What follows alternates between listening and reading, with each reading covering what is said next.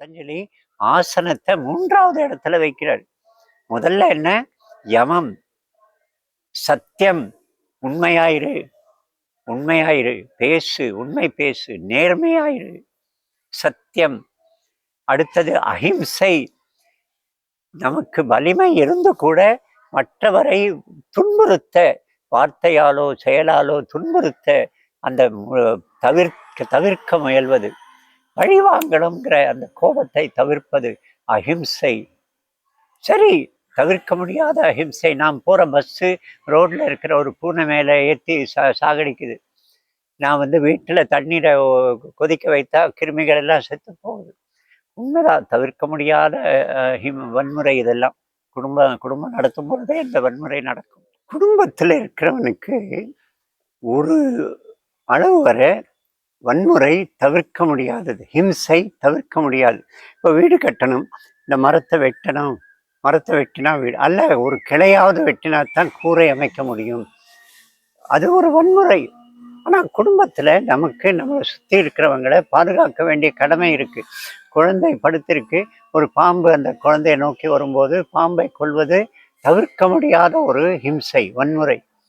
நம்ம வீட்டில் சமைக்கும் போது நுண்ணு உயிர்கள் ஆயிரக்கணக்கில் செத்து போகும். அதனால சமையல் இல்லாமல் இருக்க முடியாது. இந்த மாதிரி அஹிம்சா பரமோ தர்ம, அஹிம்சை என்பது பரம தர்மம் அப்படின்னு சொன்னா கூட அது சாதுக்களுக்கு மட்டுமே பொருந்தும், சன்னியாசிகளுக்கு மட்டுமே பொருந்தும். குடும்பத்தில் இருக்கிறவர் ஒரு அளவுக்கு வன்முறை, தவிர்க்க முடியாத வன்முறை, அதுக்கு பிராயச்சித்தம் செய்யணும், பஞ்ச மகா யஜ்ஞம் செய்யணும், அது வேற. ஆனா அஹிம்சை ஒரு யமம். பதஞ்சலி சொல்றார், சத்தியம், அஹிம்சை. 3வது அஸ்தேயம், திருடாமல், மற்றவன் பொருளுக்கு ஆசைப்படாமல் இருத்தல். மற்றவன் பொருள் இதெல்லாம் ஈசனுடையது, கடவுளுடையது. அப்போ இயற்கையாவே அடுத்த படி வருது. கடவுளுடைய அந்த எல்லாம் அவனுடைய சொத்து. அதை நாம எடுக்கும்போது, அதை நாம உபயோகப்படுத்தும் போது நமக்கு எந்த அளவுக்கு அவசிய தேவையோ அவ்வளவு மட்டும் எடுத்தல். அதுதான் 4வது யமம், அபரிக்கிரகம். ரொம்ப அதிக சாமான சேர்த்து வைக்கிறோம். ஒரு 3 பேர் இருக்கிற வீட்டுல 30 செருப்பு, ஷூ அந்த இதுல நிரம்பி கிடக்கு. துணி நூற்றுக்கணக்கில் துணி இருக்கு. ஒரு அந்த எதுக்கு? ஒரு நாளைக்கு 1 புடவை அணிந்தா கூட 365 புடவை, அதை விட அதிகமா வைத்திருக்கும். இந்த மாதிரி நம்ம நிறைய பொருளை சேர்க்கிற ஒரு மனப்பான்மை, அதுக்கு பேரு பரிக்கிரகம். நாளைக்கு தமிழ்நாடு, சென்னை முழுக்க தண்ணீர் பிரச்சனை. நாளைக்கு ஒரு நாள் தண்ணி வரப்போகுது. அப்ப என்ன ஆகுது?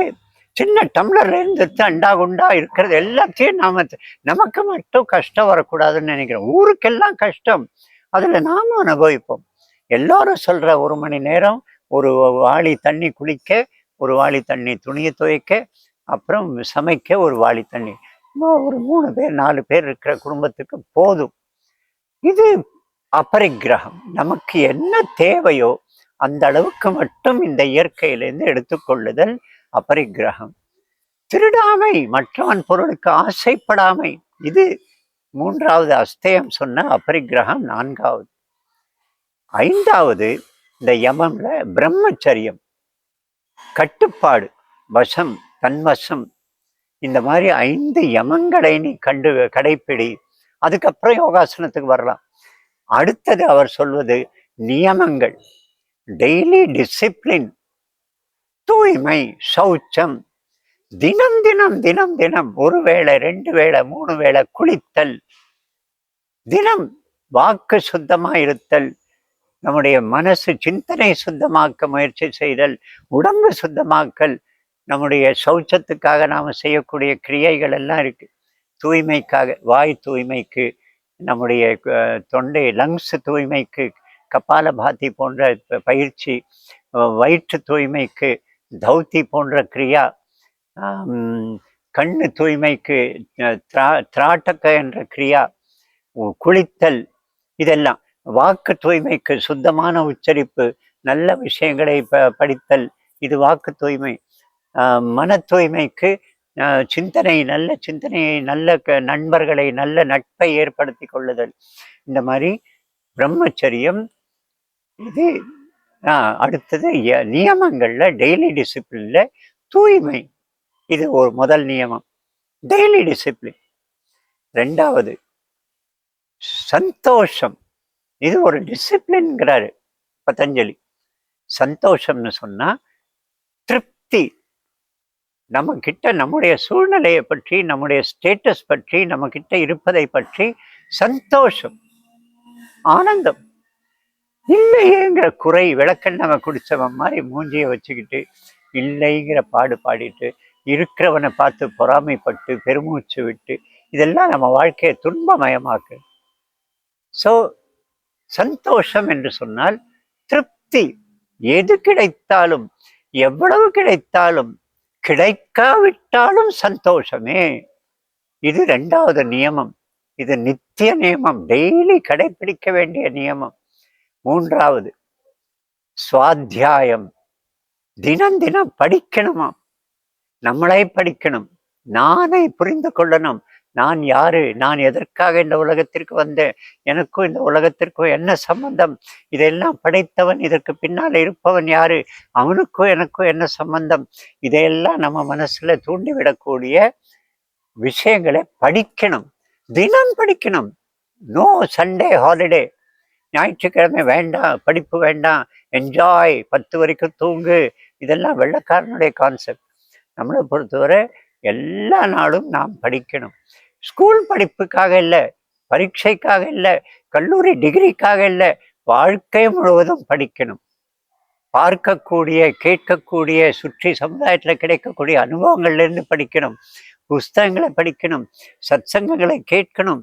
இதன் மூலமா நம்ம இந்த சுவாத்தியாயங்கிற நியமத்தை கடைபிடிக்கணும்.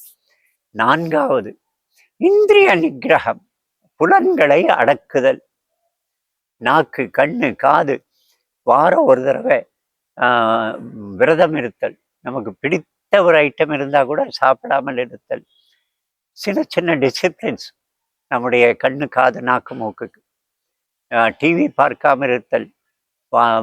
ஒரு மணி நேரம் காதில் வேற விஷயங்கள் கேட்காம நல்ல சிந்தனையை போட முயற்சி பண்ணுதல். இந்திரிய நிகிரகம், புலன்களை வசப்படுத்த முயற்சி. இது டெய்லி டிசிப்ளின். ஐந்தாவது ஈஸ்வர பிரணிபாதம், ஈஸ்வரனை நினைத்தல். 24 மணி நேரம் நினைக்க அவசியம் இல்லை.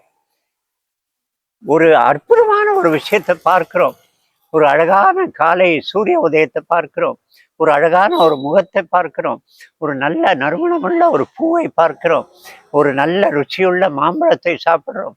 அப்படி செய்யும்போது அவன் நினைவுக்கு வரணும். எப்படி அழகா படைத்திருக்கிறான் பாரு. அப்படி அவனை நினைப்பது, க்ஷண நேரம் நினைப்பது ஈஸ்வர பிரணிபாதம். குறைந்தபட்சம் காலை எழுந்தவுடனே, மதியம் சாப்பிடும் முன்ன, சாயங்காலம் நாள் முடிந்து ராத்திரி ஆரம்பிக்கும் போது, படுக்கும் முன்ன 3 வேளையாவது அவனை மனசார நினைக்கணும். அவன் யாரு, அதெல்லாம் நம்ம அடுத்த படிக்க போவோம். இந்த 5 யமங்கள், 5 நியமங்கள். அதற்கு பிறகுதான் ஆசனம், அதற்கு பிறகு பிராணாயாமம். இப்போ ஆக்சிஜனுடைய குறைதான் நம்முடைய பல நோய்களுக்கும் வலிகளுக்கும் கஷ்டங்களுக்கும் காரணம். அப்போ ஆக்சிஜனை உள்ள நம்ம நிரப்பணும், ஆக்சிஜன் லெவலை அதிகப்படுத்தணும்.